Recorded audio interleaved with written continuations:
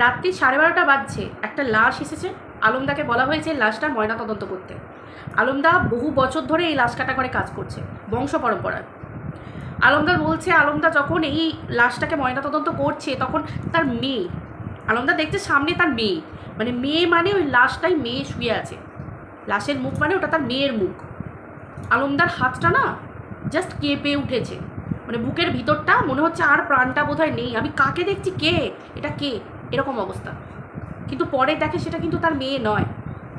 হ্যাঁ বন্ধুরা, এরকমই একটা হাড় হিম করা ঘটনা আজকে আমি তোমাদের সাথে শেয়ার করতে চলেছি। তোমাদের মনে আছে কিনা জানি না, এর আগে 2-3টে এপিসোড, আগের এপিসোডে আমি তোমাদেরকে বলেছিলাম লালটুদা বলে একজন, মানে একটা হসপিটালের মানে গাড়ি চালায়, অ্যাম্বুলেন্স গাড়ি চালক, একজন মুসলিম সম্প্রদায়ের দাদার সাথে এই লালটুদাও যেতেন ওই লাশবাহী গাড়ি নিয়ে। এই লালটুদা যে হসপিটালের গাড়ি মানে চালকের দাদার সাথে মানে অ্যাসিস্ট করতেন, যেতেন, যাওয়া আসা করতেন, ওই হসপিটালেরই লাশ কাটা ঘরে ময়নাতদন্তে কাজ করেনি আলমদা। আলমদা একা নয়, আলমদার বাবা করেছে।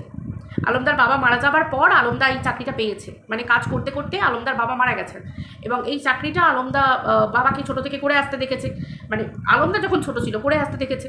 তো সেরকম দেখে মানে আলমদাও যখন ছোট ছিল, আলমদা বলছে যে আমিও দিদি বাবার সাথে যেতাম, তবে খুব ছোটো বয়সে বাবা নিয়ে যেতে চাইতো না, বাবা বাইরে নিয়ে গিয়ে দাঁড় করিয়ে রেখে দিত। যখন বড় হয়েছি তখন বাবাকে টিফিন দিতে যেতাম, মানে জলখাবার, খাবার দাবার, ভাত তার তরকারি দিয়ে যেতাম, কারণ এই ধরনের কাজের সঙ্গে যারা যুক্ত তারা সকলে জানবেন যে মানে দিন রাত এক করে দিতে হয়, যখন ডাক পড়বে আবার ঘন্টার পর ঘন্টা এই কাজ করেই যেতে হয়, এরকম ব্যাপার। ভয় ডর বলে এই কাজে কিছু থাকলে হয় না। তো সেই ক্ষেত্রে আলমদাও মানে ওই বুকের পাটা বুকের বল বাবাকে দেখেই সাহসী হয়ে গেছিলেন ছোটো থেকে। তো যাই হোক, আলমদা যখন কাজ করতেন, তো আগে ইন্ট্রোটা দিয়ে নিই বন্ধুরা। ওয়েলকাম টু মাই চ্যানেল, আশা করি তোমরা সবাই খুব ভালো আছো। আমি চ্যানেলের নামটা চেঞ্জ করেছি, অশরীরী কথা। সো ওয়েলকাম টু মাই অশরীরী কথা। তো যারা যারা আমার প্রত্যেক দিনের এই ভিডিওটা দেখছো তাদেরকে অসংখ্য ধন্যবাদ এবং আমাকে চেয়ার আপ করছো এগিয়ে যাবার জন্য। এরকম আমি অবশ্যই চেষ্টা করবো নিত্য নতুন এরকম সত্যি ঘটনা তোমাদের সামনে তুলে ধরার জন্য। তো যাই হোক, আসল টপিকে চলে আসি। সেটা হচ্ছে এই আলমদার বাড়িতে 17 বছরের মেয়ে। আলমদার যখন ঘটনাটা বলছে ওই 17-18 মাঝামাঝি মেয়ে তখন রান করছে, মানে 17+। আলমদা বলছে আমার একটা মাত্রই মেয়ে, আর আমার স্ত্রী, আমি আর একটা মাত্র মেয়ে। বাবা মারা গেছে আর মা তো অনেকদিন আগেই মারা গেছিল। তো সেই ক্ষেত্রে সংসার খুবই ছোট। আলমদার এরকমভাবেই রোজগার চলে, যখন ডাক পড়ে তখনই চলে যেতে হয়, মানে ভাত খেতে বসেছে সেই সময় ডাক পড়ে গেছে, চলে আসতে হয়েছে, এরকম ঘটনা। তো সেই ক্ষেত্রে আলমদা সেই দিনের মতোই রাত্রি 12:30 বাজছে, তখন আলমদা কাজই করছিল। একটা কাজ শেষ করার পর আবারও বলে যে আর একটা লাশ ঢুকেছে, এই লাশটা ময়নাতদন্ত করতে হবে। অতএব ঠিক আছে, করতে হবে। সেই রাতে খাওয়া দাওয়ার হলোই না, কারণ ওই রকম অবস্থায় কোনো মানুষ খাওয়া দাওয়া করতে পারে না, খাওয়া দাওয়া চুলোর পাড়ে গেল, এরকম একটা ব্যাপার। তো খাওয়া দাওয়া বন্ধ, কাজ করছে। কাজ করতে করতে হঠাৎ আলমদা লক্ষ্য করছে যে যেই একটা মানে লাশ যখন আসে মুখের মধ্যে কাপড় দেওয়া থাকে, কাপড়টা যখন খুলছে তখন দেখছে তার মেয়ে ময়না তদন্তের জন্য যখন একটা মানে একটা কি বলবো এটাকে, এই মুহূর্তে আমি বলবো যে কিছু মানে সার্জারিক্যাল যে ইনস্ট্রুমেন্টগুলো দরকার হয়, তো সেই ইনস্ট্রুমেন্টটা নিয়েছে, দেখে তার মেয়ের মুখ। আলমদা আবার হঠাৎ করে মানে এরকম সম্বিত এনে দেখছে কে, আবারও দেখছে আলমদার মেয়ের মুখ। আলমদা মানে জাস্ট সেই মুহূর্তটাতে নিজের মধ্যে নেই। আলমদা বলছে আমি আল্লাহকে ডাকছি, হায় আল্লাহ আমি কাকে দেখছি। আলমদা বলছে তোমরা তোমাদের ভগবানকে ডাকবে, মানে সেই মুহূর্তে তোমরা তো তোমাদের ভগবানকেই ডাকবে যে আমি কী দেখছি, এটা কি সত্যি না মিথ্যে। এতগুলো বছর কাজ করে আসছি, হ্যাঁ ভয় যে আসেনি তা না, তবে ভয় কীরকম ভয় এসেছে, এক একটা লাশ অনেক সময় অনেক রকমের হয়, হালকা ভয় ডর থাকে, কিন্তু সেরকম ধরনের কোনো খারাপ কিছু দেখিনি। হ্যাঁ স্বপ্ন দেখেছি, স্বপ্নের মধ্যে অনেক খারাপ কিছু হতে দেখেছি, কিন্তু স্বপ্ন যে ভেঙে গেছে ঠিক আছে, বাস্তব জীবন। কিন্তু হঠাৎ তার সামনে তার মেয়েকে দেখছে, আর এই যে লাশটা ছিল সেটাও ছিল কিন্তু ওই 17-18 বছর বয়সেরই একটি মেয়ের। কারণ এই কারণটা কেন, তার কারণটা আমি তোমাদেরকে পরে বলবো। জাস্ট সেই ঘটনাটা দেখার পর আলমদা একটু পিছিয়ে চলে গেছে, মানে দেওয়ালের দিকে পিঠ থেকে গেছে। একটা বাবার কাছে যদি তার সন্তানের লাশটা সে দেখতে পায়, সে সকালবেলা দেখে এসেছে তার মেয়ে ভালো আছে, সুস্থ আছে, তার বউ বাড়িতে ভালো আছে, হঠাৎ করে তার বাড়িতে কোনো খোঁজ খবর কিচ্ছু নেই, বাড়ি থেকে কিচ্ছু না, সব ঠিক আছে, সন্ধেও কথা বলেছে বাড়িতে মানে স্ত্রীর সাথে মেয়ের সাথে, হঠাৎ করে দেখছে মেয়ের লাশ। এটা একটা বাবার কাছে কতটা বড় ঘটনা তোমরা বা আমরা কল্পনা করতে পারছি, ভাবতে পারছি। তারপরেই আলমদা যখন ভালো করে কাছে এসে দেখে, তখন আবার দেখে যে না, এটা তার মেয়ের লাশ নয়, এটা একটা অন্য মেয়ে। কিন্তু আলমদার মাথায় সেটাই স্ট্রাইক করে যায় যে আমার মেয়ের মুখটা আমি কেন দেখলাম ওই জায়গায়, কিসের জন্য দেখলাম, কেন দেখলাম? এটা তো আমি কোনো দিন হয়নি, এরকম অনেক ঘটনা আমি ডিল করেছি, কিন্তু কোনো দিন তো এরকম ঘটনা ঘটেনি। যাই হোক, আস্তে আস্তে ধীরে সুস্থে নিজেকে ঠিক করে, এবং আশেপাশের আর কেউ সেই মুহূর্তে ছিল না, গেটে একজন দাদা ছিলেন, কিন্তু তিনি বেশ কিছুটা দূরে গিয়ে ওই রুম থেকে, মর্গ রুম থেকে, ময়নাতদন্তের রুম থেকে বেরিয়ে গিয়ে বেশ কিছুটা দূরে ওখানে ছিলেন, মানে উনি চেয়ারে বসেছিলেন, যিনি গেটকিপার থাকেন আর কি, দরওয়ান দাদা। তো সেই ক্ষেত্রে উনি আর চিৎকার চেঁচামেচি কিছু করেননি, উনি জাস্ট একটু বাইরে বেরিয়ে আসেন, বাইরে বেরিয়ে এসে সামনেটা একটু ঘোরাফেরা করেন, ঘোরাফেরা করার পর আবার উনি গিয়ে কাজে মন দেন। ব্যাস, এভাবে লাশটা কাটা হলো, সব কিছু হলো। বারবার কাটার সময় বা যখন ময়না তদন্ত করছে তখন ওই ঘটনাটা মাঝে মাঝে মনে আসছে, আবার মন থেকে তাড়িয়ে দিচ্ছে। এইভাবেই পুরো কাজটা কমপ্লিট হলো। কমপ্লিট হওয়ার পরে যখন ভোর হয়েছে, বেশ ভোরের দিক হয়ে গেছে, একদম ডক্টরের কাছে হাতে সমস্ত রিপোর্ট তুলে দিয়ে সব কিছু দেখিয়ে, সব কিছু যা যা রুলস আর রেগুলেশন তাকে সব কিছু দিয়ে কমপ্লিট করে বাড়ি আসছেন। উনি বাড়ি এসে তখন সকাল, স্নান টান করে ফ্রেশ হয়ে উনি চা খেতে খেতে উনি ওনার স্ত্রীকে সব ঘটনা খুলে বলেন যে এই এই ব্যাপার উনি এই দেখেছেন। ওনার স্ত্রী বলেন যে তুমি একটা কাজ করো, আজকে তো শুক্রবার, তো আজকে তুমি একটু ঠাকুরের পীর বাবার মাজারে তুমি যেও, গিয়ে একটুখানি বাবাকে একটু প্রণাম করে এসো, প্রণাম করে এসে তুমি দিয়ে একটা পুজো দিয়ে এসো আর কি। তো এটা উনি বললেন। ভালো কথা, দাদা স্নান টান করাই ছিল, উনি ফ্রেশ হয়ে গিয়ে হাত টাত ধুয়ে উনি পীর বাবার মাজারে গিয়ে প্রণাম করে উনি স্মরণ করে ঠাকুরকে জানিয়ে উনি আবার অ্যাজ ইউজুয়াল পরের দিনকে দুপুরের দিকে ডিউটি ধরেছেন, আবার দুপুরের দিকে ডিউটি ধরেছেন। ওনার মেয়ে একদম সুস্থ আছে, স্কুলে যাচ্ছে আসছে, সব কিছু ঠিকঠাক আছে, মাথা থেকে উনি ঝেড়ে ফেলেছেন, আর কিছু ভাবেননি। হঠাৎ করে দুপুরবেলা 2:30 বাজছে, উনি ওই ময়নাতদন্তের ঘরেই, এখন কিন্তু কোনো লাশ আসেনি, একটা লাশ ছিল কিন্তু সেটা অলরেডি ঠান্ডা, মানে ফ্রিজের মধ্যে ঢোকানো ছিল, মানে যে ফ্রিজের যে কফিনগুলো যেখানে ঢোকানো থাকে আর কি, বরফ দিয়ে সেখানে ঢোকানো ছিল, কিন্তু তখন কোনো কাজ ছিল না।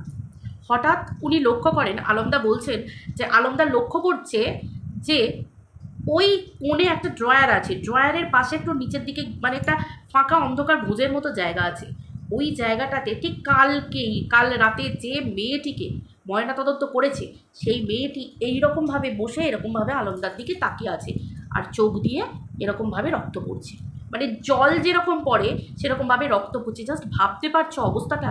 দুপুরবেলা, ঠিক 2:30 ওই 2:30 এরকমের মধ্যে দুপুরবেলা, আর ওই জায়গাগুলো এতটাই অ্যাবান্ডান টাইপের থাকে, মানে তোমরা বুঝতে পারছো যে পরিত্যক্ত জায়গায় থাকে ময়নাতদন্তের ঘর, লাশ কাটা ঘর, ওখানে আশেপাশ দিয়েও মানুষ যায় না, এত গন্ধ, এই গন্ধগুলো এই মানুষগুলো সহ্য হয়ে যায়। এই সমস্ত মানুষদের হ্যাটস অফ যে যারা বুকের পাটা নিয়ে এইরকম কাজ করেন, তাই তো? এবং আমাদের মতো মানুষদেরকে মানে বিচার পাইয়ে দেন। ময়নাতদন্ত মানে তো তাই এটা বিচারের জায়গা, আমরা জানতে চাই কি হয়েছে না হয়েছে, তবে তো আমরা ঠিকঠাকভাবে রিপোর্টগুলো পাই। তো সেই ক্ষেত্রে সেই মানুষটা দেখতে পাচ্ছে, একা সেটা বসে ফিল করছে। গেটে কিন্তু এই মুহূর্তে কোনো দরওয়ান নেই, হয়তো উনি দুপুরবেলা খাওয়া দাওয়া করতে গেছেন, এবং এই রকমভাবে হাত বাড়িয়ে এভাবে ডাকছে, ঠিক কোনো মেয়ে যেমন তার বাবাকে ডাকে ঠিক সেই রকমভাবে একটা মানে স্নেহের সাথে ডাকছে, যেন মনে হবে তার কত আশা, তার কত ইচ্ছা, মানে অথচ তাকে বোধহয় চলে যেতে হয়েছে, এরকম একটা ব্যাপার। তখন ওই আলমদা সামনে, মানে বলে না একটা বাবা মেয়ের টানের মতো, হঠাৎ করে আলমদা একটু এগিয়ে যায়, একটুখানি সামান্য এগিয়ে যায়। আলমদা বলে আমি পরে বুঝি যে আমার যাওয়াটা বোধহয় উচিত হয়নি, কিন্তু আলমদা এগিয়ে গেছিল। আলমদার নিজের মেয়েরও বয়স ওরকম, ওই মেয়ের বয়সও ওরকম, তো সেই ক্ষেত্রে কোনো না কোনো জায়গায় বাবা মেয়ের একটা টান একটা আলমদার মধ্যে ছিল, ফিল করেছিল। সেই ফিলিংসটা আলমদা দেখিয়ে ফেলেছিল সেই মেয়েটির সাথে, এবং যেই আলমদার দুটো পা এগিয়ে গেছে তার স্নেহের সাথে, একটা ঘোরের মধ্যে থেকে হলেও মেয়েটি সঙ্গে সঙ্গে সেখান থেকে উধাও। ওই যে ঘটনাটা ঘটলো এটাই আলমদার জীবনের কাল হয়ে দাঁড়ালো। আলমদা আর দেখতে পেল না মেয়েটিকে, সেই মুহূর্তে আলমদার মেয়েটিকে দেখতে পাইনি।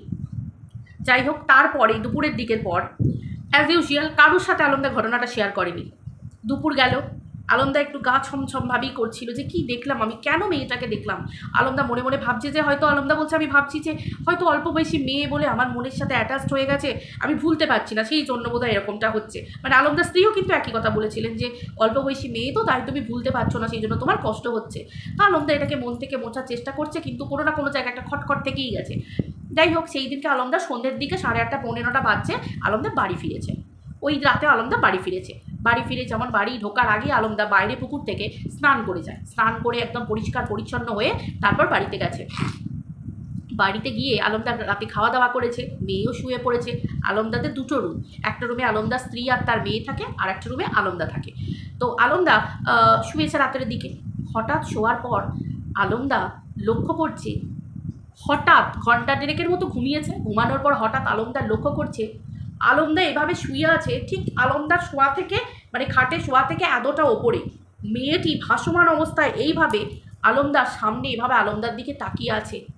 আর সেই একটা হালকা হাসি, যেন মনে হবে যে পিতৃত্বের টান, বাবা সন্তানের টান, এরকমভাবে মানে তাকিয়ে আছে। আলমদা বলছে আমার গা কাঁটা দিয়ে উঠছে, আমি না পারছি উঠতে, না পারছি আমি খাট থেকে গড়িয়ে নামতে, না পারছি, আমি পুরো সোজা হয়ে আছি, যেন আমি কোমায় চলে গেছি কিছুক্ষণের জন্য।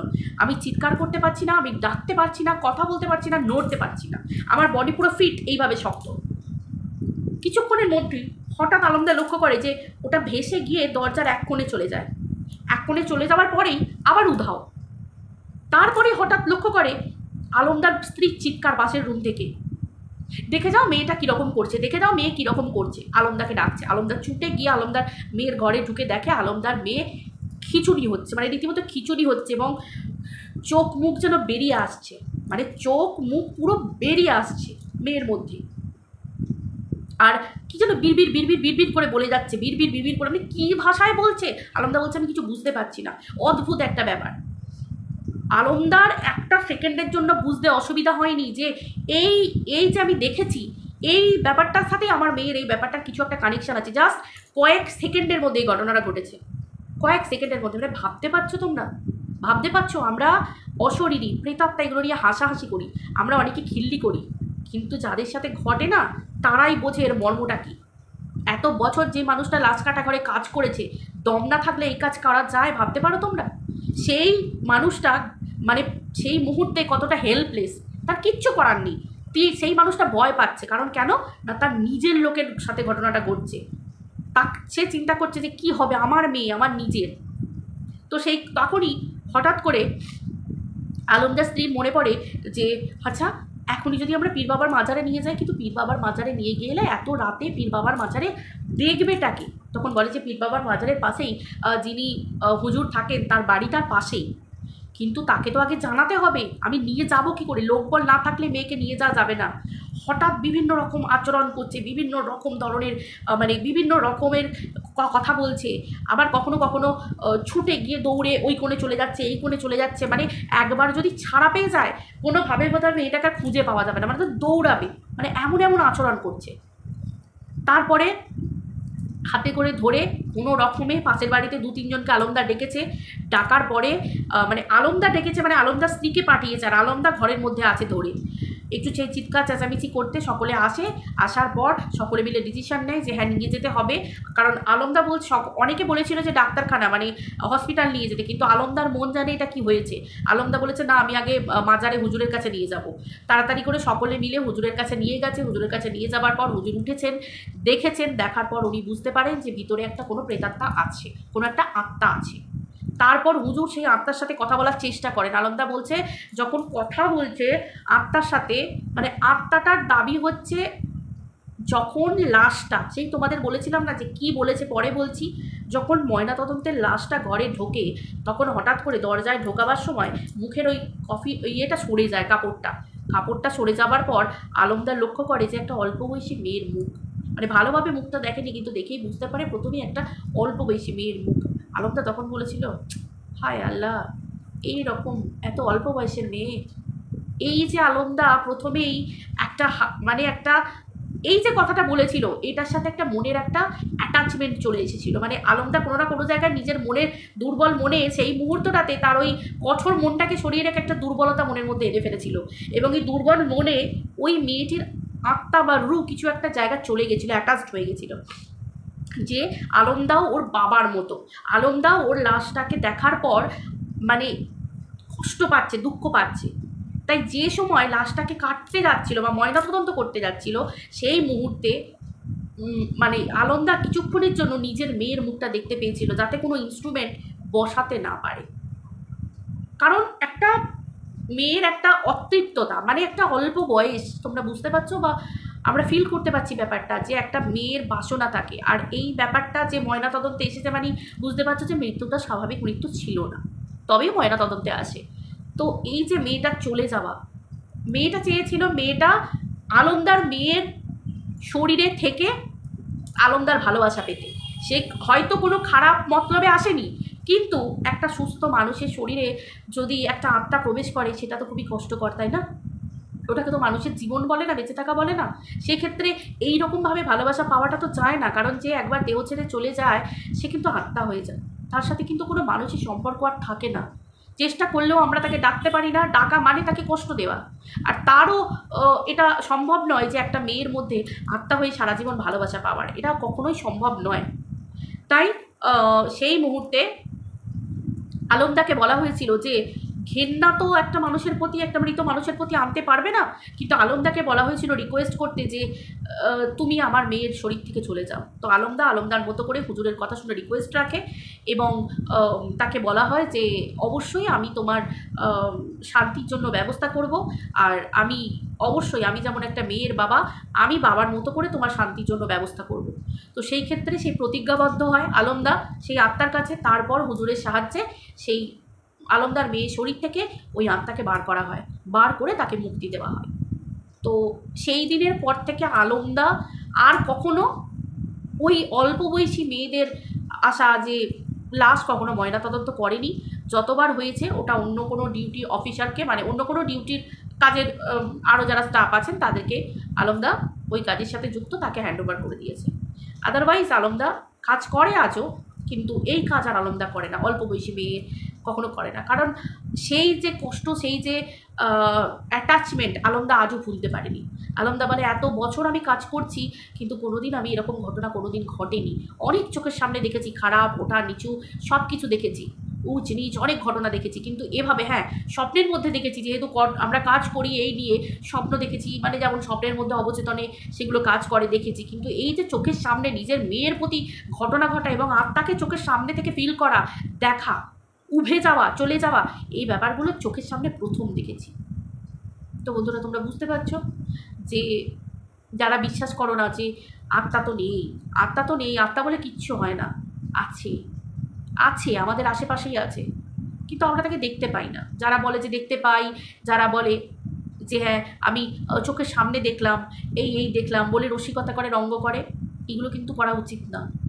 কারণ যারা তোমার সাথে অ্যাটাচড হতে চায়, যারা তোমাকে উপস্থিতি জানাতে চায়, তারা কিন্তু তোমাকে যে কোনো রূপে দেখা দিতেই পারে, যে কোনোভাবে তার উপস্থিতি বোঝাতে পারে, এবং তুমি তাকে একটা সেকেন্ডের জন্য হলেও অন্য কারোর মাধ্যমে হলেও দেখতে পাবে, ঠিক যেমন আলমদা দেখেছিল নিজের মেয়ের মাধ্যমে। তো একটা মিডিয়াম কিন্তু থাকবে, যে মিডিয়ামের মাধ্যমে তুমি একটা মিডিয়াম মাঝে কাজ করবে। তো এটাই ঘটনা। আজকের ঘটনাটা যদি তোমাদের ভালো লেগে থাকে অবশ্যই লাইক, কমেন্ট, শেয়ার করো, আর পাশে থেকো। এরকম ঘটনা যদি তোমাদের সত্যি ঘটনা তোমরা জানা থাকে, কোনো ভৌতিক ঘটনা বা তোমাদের অভিজ্ঞতা, অবশ্যই আমার এই চ্যানেলের কমেন্ট সেকশানে, এই চ্যানেলের আমি ডিসক্রিপশন বক্সে দিয়ে রেখেছি আমার মেল আইডি, ওখান থেকে তোমরা আমার সাথে যোগাযোগ করতে পারো। আমি অবশ্যই তোমাদের সাথে কন্ট্যাক্ট করে নিয়ে তোমাদের কাছ থেকে কথা শুনে আমি অবশ্যই আমার চ্যানেলে শেয়ার করব। সকলে খুব ভালো থেকো, সুস্থ থেকো। আবার দেখা হচ্ছে এরকমই একটা হাড় হিম করা আবার একটা ভয়ঙ্কর ভৌতিক ঘটনার সাথে নেক্সট এপিসোডে। ভালো থেকো, চলো টাটা।